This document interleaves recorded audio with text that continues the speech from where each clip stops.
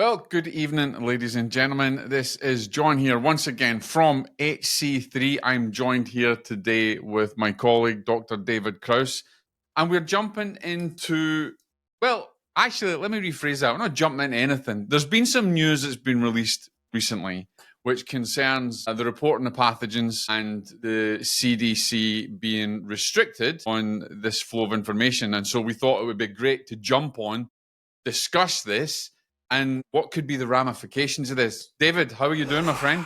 I'm well. Thank you, and excited to talk to you about this turn of events this evening. It is a ton of events. Now, you sent me that article that had been released. It had come out on New York Times, and obviously we read that article, and I was kind of flabbergasted because this means that what we've talked about before, David, that we had reporting of Legionella cases and potential other pathogens, that's all stopped now.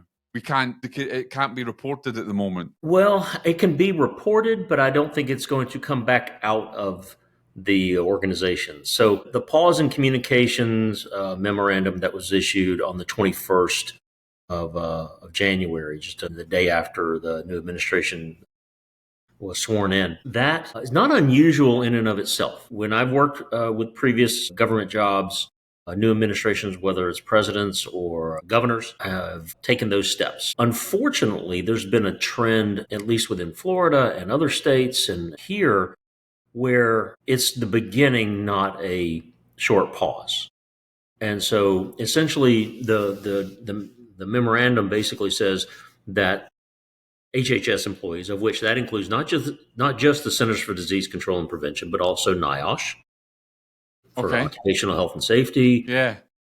All types of other, CMS. So organizations that you probably have never even considered are being told they can't issue any outward-facing communications. Now, a lot of people don't realize how intertwined those organizations are in the state and the county health agencies, the National Institutes for Health, all their research projects, conferences, publications, research grants.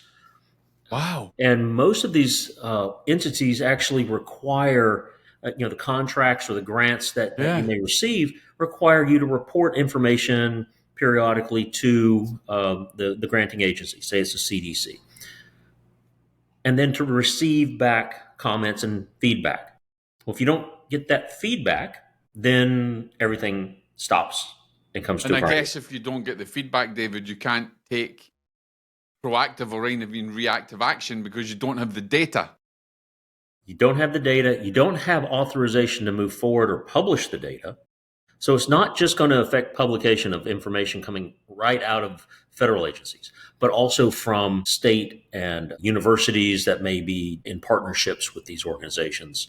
So the initial publication or a memo says through February 4th. I have little expectation that that will be the end of that pause.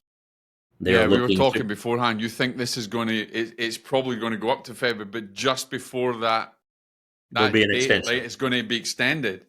Well, they've taken this communications pipeline and choked it down to, if there's anything you think that absolutely has to be released, send it to the executive secretary.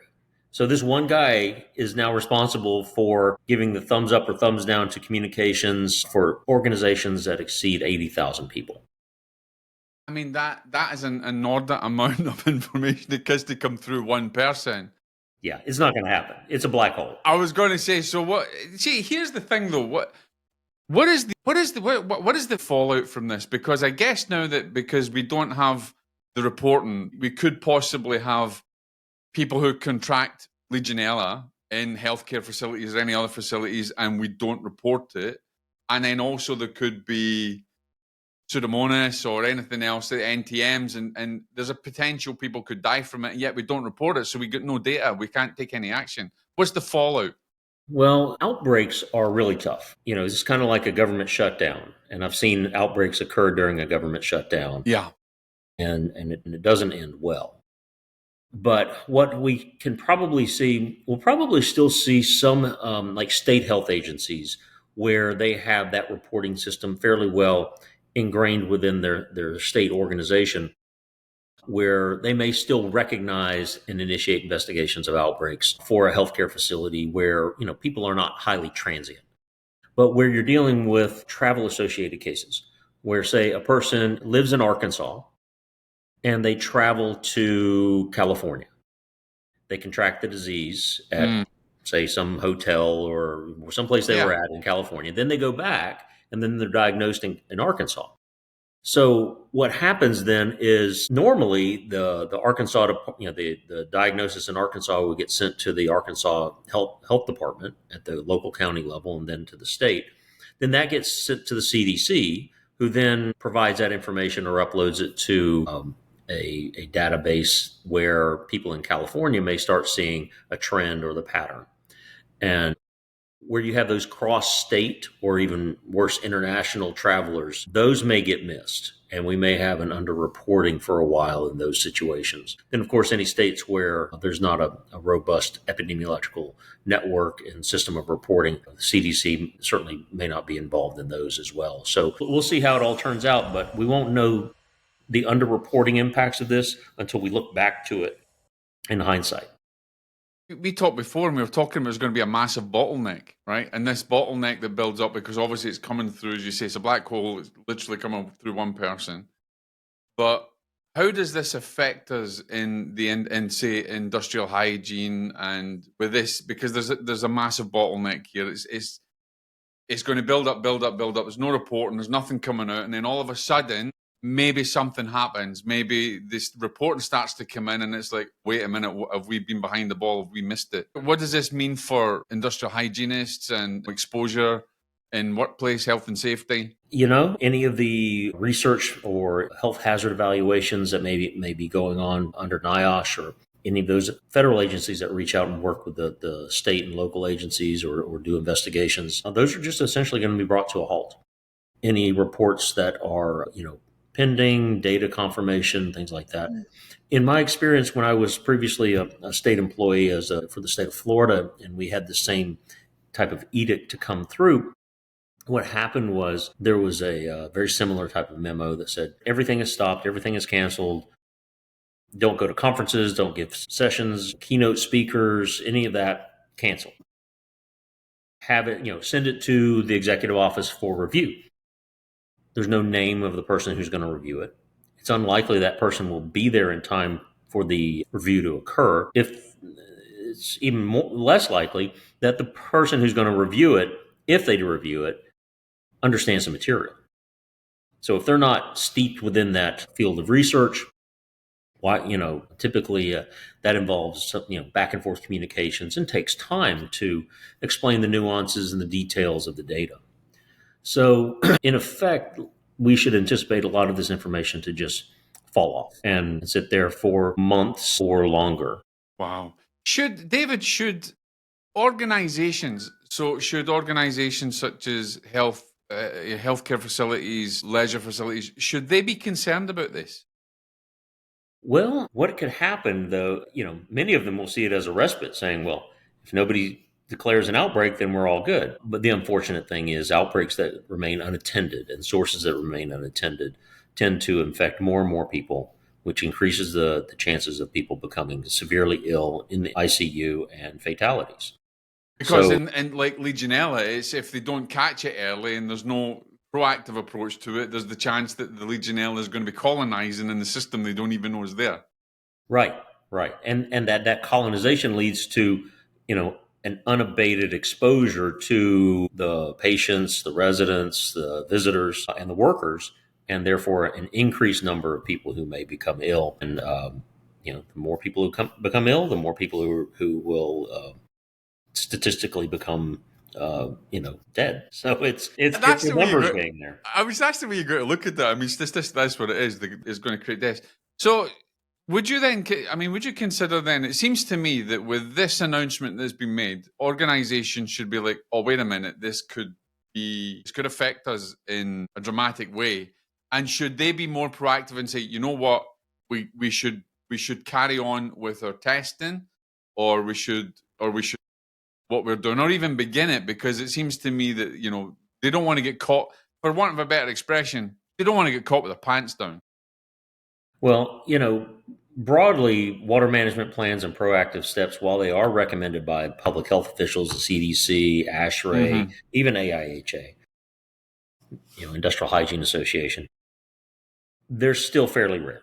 They have not been widely adopted. This may be an excellent time for organizations to recognize, hey, we are on our own. There's no public health entity that is going to knock on our door and say, hey, you might want to go check something. Yeah. And even more so, if you do find something and there are any cases going on, here's a time where early detection, early intervention, mitigation of those sources can really save your liability. Being able to intervene, and there's nobody you have to report it to. At the point, if there's no declared outbreak, no declared or linked cases of disease, if you find Legionella in your water system, in your building, that's your business. If there's a case or or an outbreak associated with the building and you find it, now that's everybody's business at being a nationally notifiable disease. So this is a wonderful opportunity for people and organizations to look at their risk factors, not just collect samples, but to actually perform or Full work risk with consultants analysis. to perform that risk assessment, Right. to determine what they need to do in order to make sure they're managing those risks. Now, what about, I don't want to say like maybe like an outbreak, but let's say there's a minor outbreak or there's someone has passed over and it's suspected that it's Legionella. Where does that leave it? Because obviously that can't be reported. Well, it'll still be reported, But it's but not going to come out, so nobody's going to take any action on it. yeah, there's no feedback, there's no bounce back. It's still in every state there's a statute that requires reporting by the physicians and the laboratories of positive clinical samples indicating a Legionnaire's disease or Mm-hmm. Legionellosis. That is then reported to typically local city, local county health department, which then compiles those and up to the state. In many instances, they may be able to spot an outbreak there if they're paying attention, but not necessarily.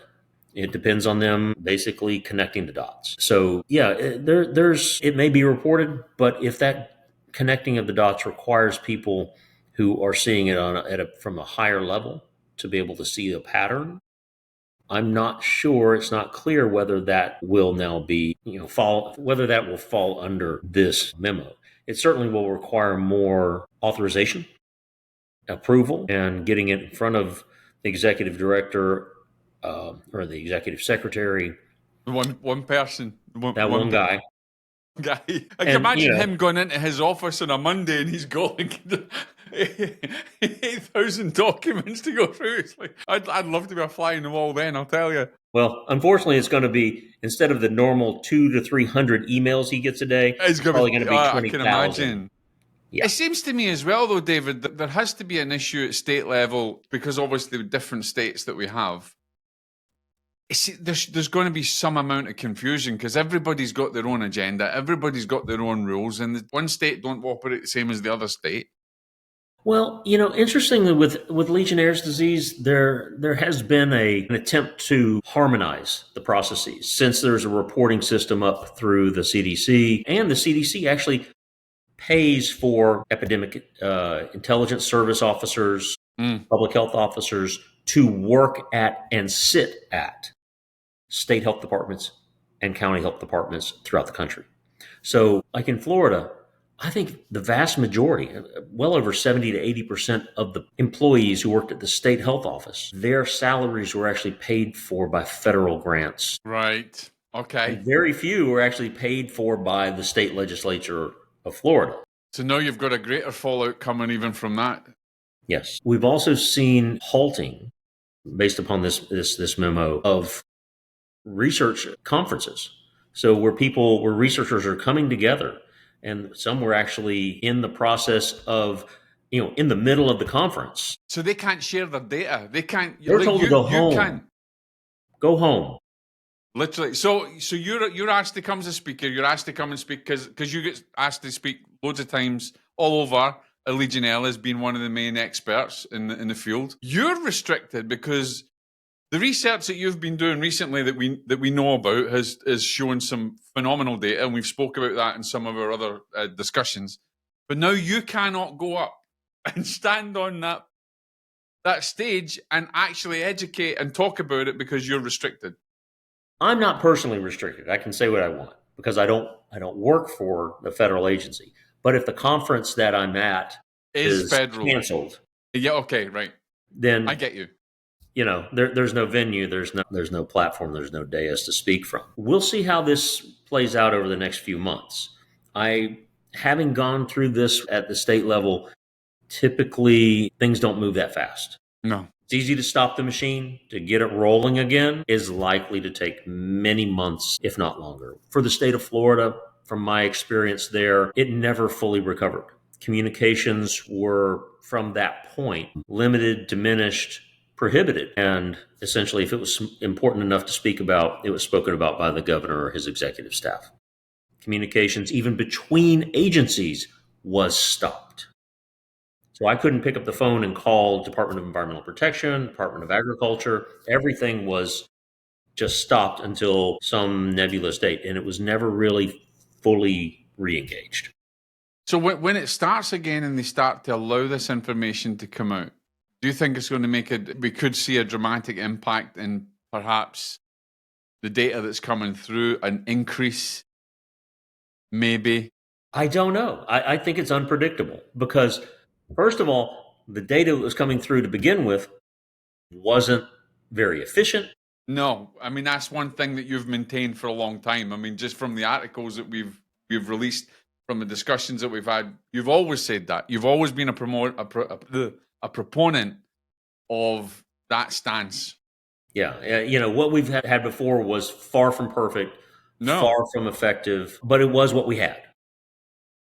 Now that we have I'll say additional layers. I don't know if it's just going to be one layer, but additional layers of political appointees reviewing technical interim data, interim communications. I think that the amount of communications that are allowed to go through will be less, and whether they allow more reporting or conclusions of reports to be published is something to be seen in the future. But I don't think it's going to increase or improve the quality of the data or the speed with which data, information, public health information is released. And now with, bird flu, other pathogens, emerging pathogens that may be on the rise, measles outbreaks. Yeah. We've already, had some, there's a lot of discussions going on right now about, whether those are real, whether they're believed, and we have people who are not. Well, in terms of bird flu, clinicians. there has been a few cases that we've had in the States. I mean, I think there's 2 or 3 cases at the moment. In humans. Yeah. In birds, it's millions. No, in humans. I'm talking about in humans. I mean, I know it's all over with birds, obviously, it's called bird flu, but in humans, there has been some confirmed cases. Well, and think how little we are coordinating and testing for that. I know. And the more you look, the more you find. And I think there is a reluctance to find more. There's a reluctance to look more. And now, even if you do look and there's a bottleneck of information, we shouldn't expect this to make communications about public health and steps to warn the public any better. Is that going to affect us? Because obviously we talk about emerging pathogens all the time, which is what our interview series is actually called. But would this restriction also have a fallout in regards to emerging pathogens? Because there's a lot of data and research that's happening in terms of new pathogens. I mean, you've always said there's possible pathogens we don't even know about that's coming to fruition. This data could restrict that in a big way and cause probably a lot more issues. Well, it certainly leaves us being more vulnerable. So, being able to recognize and let populations know about risk factors, an increase in cases. Yeah. I do fear an increase in the rumor mill that may be on the internet and whether that data or the information is reliable, Mm. is sound, who do you believe? Now, many people, have expressed concerns about believing what the CDC says or doesn't say.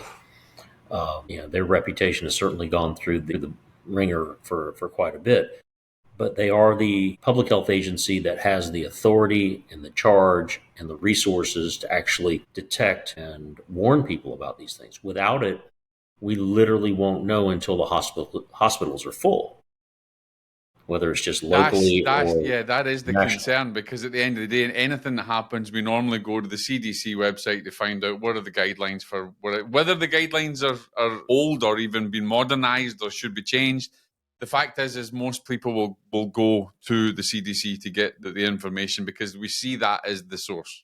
Yes. Well, I mean, they have They have the the authority. statutory authority to Yeah. do this, and it is their mission. Whether they do it well or not is always an argument. But there is no one else to do this. Yeah. And with the recent executive order to withdraw the U.S. from the World Health Organization, which again has its own issues, our ability to see over the horizon, our ability to see Mm. what's coming around the corner, I Yeah, think you've always has said been that. limited. You make that quite clear that you need to have that almost clairvoyant ability to feel the future, Yes, as Daryl yes. Ben would say, to feel the future.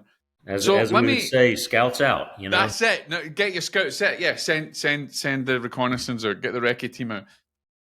Not that I want to politicize anything. This is not what we want to do, ladies and gentlemen. But I do have a concern as well that we mentioned this one guy that's having all of this data.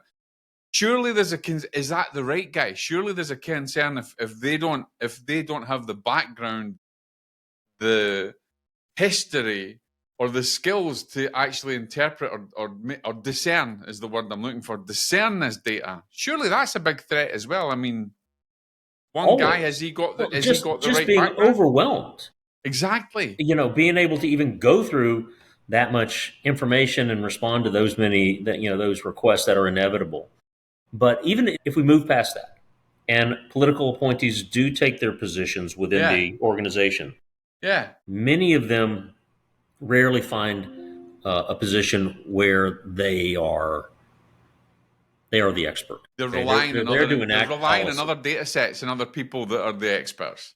They should be, They should be, but but they don't. not necessarily all the time. Not No. necessarily all the time. And they need to trust the people that they're working with. Otherwise, what would be their human nature but to not release or not allow that data or information to be released. So what I hope we're not seeing is a politicization of the health and human services. I hope we're really not seeing that, but with all the rhetoric that has gone on, I'm afraid that may be the Might be the case. And case. what's going to fill that void? What's going to fill that void? How do we access the information that was once held by the CDC? And then, of course, who becomes that trusted source? And it's going to go back to the individual states, and many of them have been decimated in their funding and Absolutely. their And they're not that good at authorization. sharing information either. No. Because of the restrictions and the fact that they don't have the funding, they don't have the money, or even Well, the research. They don't have the research certainly yeah, that's supported yeah. either. It's going to be tough. But there's a lot of broadcasters, people who have opinions about what public health is doing or not doing, who have very little real data and information. And my concern is that they will be the loudest voice in the room, the loudest voice on the internet, and we are likely to see more people either panicked or ignoring things that they should be concerned about.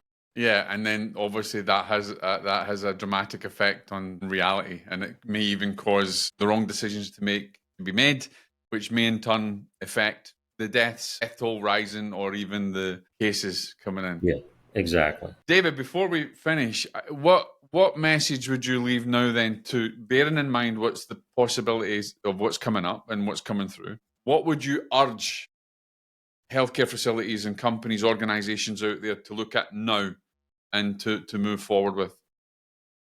Well, certainly with healthcare facilities, for work with your infection control people, your infection control professionals, and APIC, because those organizations, while they often are working in lockstep with the epidemiologists and the Council for State and Territorial Epidemiologists, they're not they're not directly covered by this. They may be impacted by this communications reduction, but they're not directly. And those organizations really may need to consider having a secondary communications pathway where they can share their data and information in an appropriately shielded manner with other hospitals within their state or in their region or across the country, so that we don't entirely rely upon HHS and CDC for those early warnings and compilation of data. There are many talented and qualified epidemiologists out there who do not work for the federal agencies. Just because they're not doing those calls and making those statements doesn't mean that things aren't coming down the pike. So communications are critical, and we need to just recognize what's going on there. The other aspect is be wary of either hyperbolic, hysteric claims and accusations and concerns. Yes. But don't ignore the things we know were still out there yesterday and are not likely to get any better on their own. So, bird flu, measles, we are still having those epidemics, those outbreaks. And if, without coordination, without intervention, they tend to get worse on their own rather than better. So Legionella and NTMs and... Exactly. So yeah, I think we need to stay tuned. Maybe absolutely. we revisit this in a little bit and see where the communications are being held up and where they aren't. And in talking with some of my sources at the CDC, there's a lot of people who are concerned with what's happening and how this is going to rightly be so played out. And they are definitely in a wait and see mode, but they are also very clear. They do not speak to anybody in an official capacity outside of their organization. Well, as you say, David, we will certainly have to keep an eye out. And ladies and gentlemen, you can be guaranteed that when we get the news, then we will be back on and informing you of the changes. As you can deduce, Dr. Krause has got his ears to the ground. He's speaking to the right people and he's got the information. So make sure that you keep in touch with us as well. Make sure if you've got any concerns, you reach out to Dr. Krause and the team at HC3. It's hc3fl.com. You can send a message or give them a call if you've got any concerns at all. For organizations who are listening to this or people who are at the head of making these decisions, then be proactive rather than reactive and make sure that you keep that going. David, I want to thank you for being here tonight. I look forward to seeing... Well, actually, I don't look forward. It's a little bit trepidation to see what happens from this, but it's going to be an interesting state of play. It's like a game of chess, and we'll see what the next move is. And no doubt, we will be back on and following up with the next news release regarding here. So thank you very much. God bless, ladies and gentlemen.